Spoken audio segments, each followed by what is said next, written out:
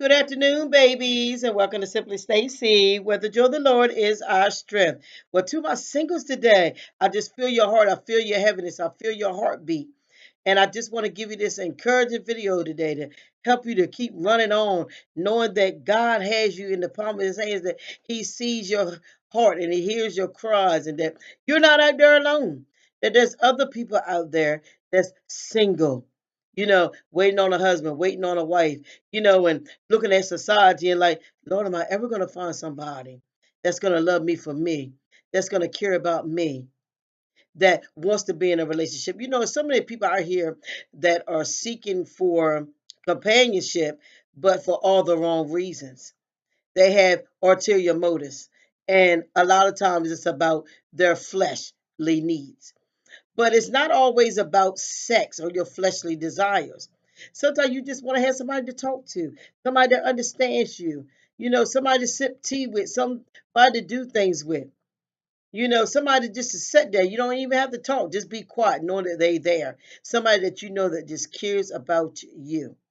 The word said it's not good for man to be alone. And society makes it so bad, especially for females, because we desire companionship. There's nothing wrong with it. There's nothing wrong with it. Even the men want companionship. Just the way they go about things is just different than the females. That's all. But they want it. You see them jumping from woman to woman to woman to woman. I'm going to say man to man, but that's going on too. But that's a whole nother topic. But anyway, they jump from woman to woman to woman to woman to woman to woman, the same way that women are doing it. So men don't like being alone. That's why as soon as their wives die, what they do? 9 times out of 10, they jump up and get married again quick because they're used to that companionship. So they jump up and get somebody quick in their life. But babies, in this time of singleness, I know for myself a glimpse into my life. I got married at 18 and I was with this husband all this time, and I'm single now. I'm single now. And I've never been single since I was young. I always had somebody in my life. Now, after that husband of 20 years, I was broken, jumped up, married somebody on a rebound. But that was a whole nother topic for some of you women that's out there not having sex. That husband of mine had ED. And we didn't have sex the whole 7 years that we was together. But that's a whole nother message and area of need that I will address on another day. Because that one in itself is its own battle, because you're living like a single person, but yet you got somebody laying there in the bed with you. And I'm gonna tell you, it's a battle. And this is why some of these people are here running around, like you saying, whoremongering or laying up with other people. Because some of them ain't getting their needs met at home.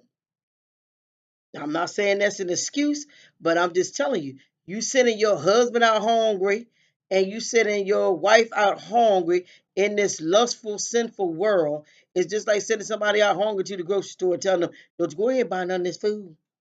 Don't you eat nothing up in here. But they starving. That's how some of these people do with their companions. They are starving. And they sending them out here hungry and telling them, don't you touch that. Don't you look at that. They're hungry, baby. But that's a whole nother. Let me get up. I'm going on a bunny trail. Let me bring myself on back. Anyway, to my singles, to my singles, babies. Me just going into that season of being single and by myself. Once I realized, like, I've never been here. I've never been here. Even in high school and middle school, I had little boyfriends and stuff, and that's another topic too, because I don't even think that these kids are ready to be going into these little boyfriend girlfriend situations, and that's what's setting you up for these habitual dating failure soul tie relationships. It starts there. It starts there. And because some of these kids are in their homes getting introduced to sex all kinds of ways, through molestation, through their hyperly sexually active parents that is teaching them all the wrong things.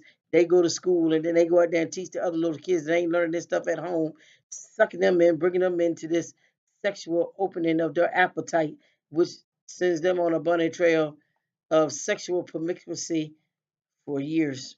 Right now, I'm 52, and it's women out here still promiscuous, and they've been like that from the time they've been in middle school. And nowadays, they're starting out in elementary. doing stuff.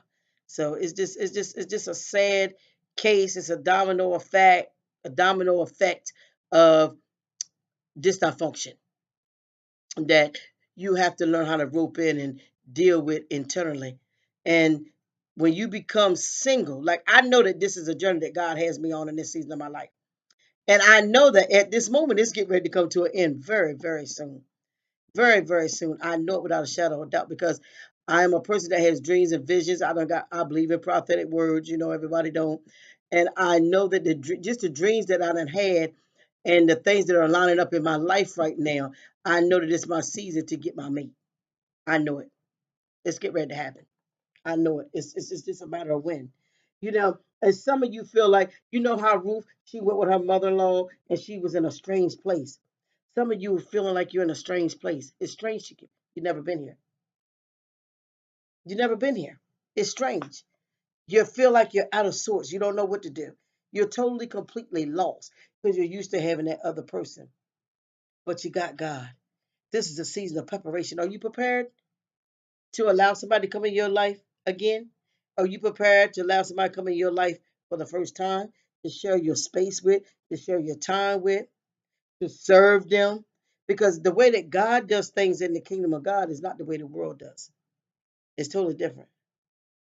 Are you willing to submit one to another? Are you willing? This is a time of preparation. God has prepared me. When I left home, I was wife material. I was trained very well to serve at that, to serve. It's a blessing to serve. And I learned even to a higher level to serve with that second husband of my life because he was legally blind. So God has even prepared me more. It took me deeper into the revelation of marriage and relationships. Stuff that I wish I had knew and learned when I was young. But your parents can't always teach you because they don't know themselves. The churches you go to may not be able to teach you because they don't know themselves. People can't teach you what they don't know. But I thank God for the information that I have now because it's helping me execute out better decisions. I'm quicker now. It's a difference between a little boy and a man. It's a difference between a little girl and a grown woman. But until you develop and mature, you won't know the difference. But where I'm at now, I know the difference. I done had several little boys come to me. Now, if I was still a little girl and walking out of desperateness and had a hunger for I want a man and I just want a pair of breeches in my house, not thinking about the repercussions of the decision I make, not thinking about the repercussions of the person I'm choosing to put in my life, because whatever baggage they got, they're bringing. So I understand. I'm at peace, and this is what you need to get at peace with your singleness. Some of you are fighting it tooth and nail. And that's what's making you so stressed and depressed. And this is one of the reasons why I wanted to do this video and why it was so much on my heart because summer is leaving and winter is coming. Some of you going to get cabin fever because you don't do as much as you did when you do in the summer. The holidays are coming. A lot of people are depressed in the winter season during the holidays. They're depressed. A lot of suicides happen. A lot of people feel a lot of loneliness. It's a lot of warfare going on in the winter season, especially to singles. And like I said, some of you are out of place. You're not in familiar territory. Like Ruth, she was in a strange land. Never lived there, never been there before until she came with her mother in law. You are in strange territory. So you have to learn and understand the territory you are in right now. You're in a different field. But in the midst of you doing what you're doing while you're in this area, somebody's going to find you. Ladies, somebody's going to find you. Somebody's going to find you. I tell you, God been working on me spiritually, mentally, physically, and I've been just toughing it out, toughing it out, toughing it out, toughing it out, toughing it out, toughing it out. Because I'm a people person. And I love being a wife. I love being a wife. But I got to get somebody in my life that loves being a husband, that wants to be a husband. That's the key, ladies. They got to want to be a husband. Because, like me, I want to be a wife. I want to serve. I want to submit. It has to be a desire. You can't browbeat people into wanting to commit and be in relationships. This is what so many people want to do today, especially females. The men steady letting you know, the little boys steady letting you know they don't want to commit. They don't want to be in relationships. But you want to try to make them. It's not going to work. Even with the men, they try to make the women be wise. You can't make them. They already got to come like that. They already got to be made like that. They already don't have to be done cultivated themselves like that. But I like being a wife. I like it. It's a beautiful thing. So I can only imagine getting somebody else that wants to be a husband and is actually walking that thing out. It's gonna be a beautiful thing, and that's what you want. You got to make a decision from being a single person. That do you want peace? What do you want? You know, a lot of people write down their list of what they want their companion to look like, but mentally and spiritually and emotionally, what do you want in a companion? What do you want your relationship to look like? You know, just like we write business plans for businesses, what is your plan for your marriage? I know you want more than somebody that's just looking good and that got a wiggle in the bed. You want more than that. I know I do, honey, because you ain't gonna be in the bed wiggling all day long. Beyond popular belief. You gonna come out of them sheets sooner or later. And you got to deal with this person that you don't married and hooked up with. What do you want? And you need to find somebody that is emotionally whole, emotionally compatible with you. Because, ladies, a lot of us women, we are emotionally a roller coaster. And then a lot of men are emotionally deficit. So, prime example, you know, like women like the holidays. Now, I don't get caught up in this, but a lot of women, they'll get upset because the man ain't brought them a gift. He's not a gift giver and stuff. They get upset about that. But it's nothing to him because emotionally he don't care. That's to feed your emotion. But when you get a man that really loves you, that's a husband, he's gonna try to please you and take care of you, just like as it might not be something he likes or even enjoy, but he's gonna make an effort because he know it pleases you. You want somebody with the same mentality. You know, you get somebody, y'all brains is thinking totally different. It's warfare. It's gonna be a battle. Not that you're gonna always agree on certain situations, and you may approach them a different way. But your belief system and your values and the way you just the way that you problem solve and they may not problem solve, they go get angry and shout and want to fight. You want to sit down and talk it out and understand what's going on. Their whole way mentality is going to be totally different than your mentality. It's going to be a problem. But they want to argue and fight, you want to be peaceful. Spiritually, where are they at spiritually? They might not even believe in a God. You believe in God. Spiritually, that's going to bring a problem. It's going to be a problem. So in your singleness, babies, don't fret about it. Don't be angry about it. Don't your whole single time say, "Where's my husband? Where's my husband?" And this is what goes on with a lot of females. They cry. All they worry about the whole time is where is their boo? Did they get to the fat? And where's their husband? Where's their Boaz? Where's their king? That they just any little man that come along, they snatch him up just to get married because they want somebody so bad. So when they get in this relationship, they really didn't learn how to choose. They use their same methods that they used when they was in the world. So they go out there and pick the same type of gentleman that they picked in the world. He just is in the church claiming salvation. There's some women go out there and get them they unsaved. But they didn't finish up the process to get themselves prepared to be a wife. See, you look at Ruth and Naomi. Naomi gave Ruth insight into what to do to get Boaz. She had to listen to her mother-in-law. She respected her mother-in-law's opinion and she listened at her.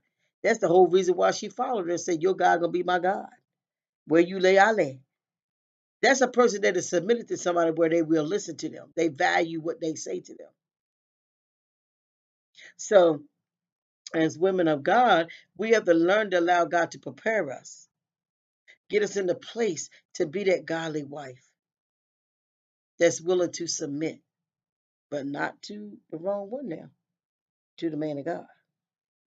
It makes a difference. But singles, just be encouraged today. Just be encouraged. Be encouraged. Be encouraged. Be encouraged. Take this time and this season to do the self-evaluation, to do the self-work. I'm getting ready to start doing some groups for singles. I may do some on a computer and you guys can log in. I don't want too many. I want a small little group, not too many. Don't want to get it overwhelming. So people can express themselves and be who they are. Some of the people that live where I live, I'm going to do some local things and bring some groups together that we can talk. It's going to be on the couch, just talk. And what is said there stays there. It's going to be confidentiality. That's why I don't want a whole lot of people because most people are not going to open up with large crowds of people. And people need truth and they need to be able to express themselves. They need to go to a safe place. And a lot of people don't have safe places to go to. Even out of your frustration or whatever, you want to be, look, I'm tired of being single. And there's nothing wrong with saying that. You're not going to get beat up because you say that. That's just some people's reality. We all have our highs and our low moments. As you begin to mature in the things of God and mature in your natural life, things will become more easy for you. You won't be as frustrated because you'll learn that this is all by design. It's going to work out for my good. And when you come to that place that you really know that you want that decent person, you don't want just any Joe Blow. You're not going to be trying to rush this thing because you look at the big world out here now. Most people are not relationship people. They're not ready to commit. Like I said, their intentions is all messed up. They got all kinds of reasons why they want to be with somebody, but it's not to have your back. It's not to be good to you. It's not to love you. None of that. It's just to use you and get what out of you they can. That selfish game. Well, babies, I just pray that you be encouraged by this video today, that you get something out of it. I'm just coming off my heart and my spirit and just giving you what's coming to me in the moment because I just feel that thing today that some of you singles are weary. You're weary. You're weary. You've been waiting a long, long time, like wondering where your husband is. Waiting a long time and you're weary. You're getting weary in your well doing. But don't get weary in your well doing.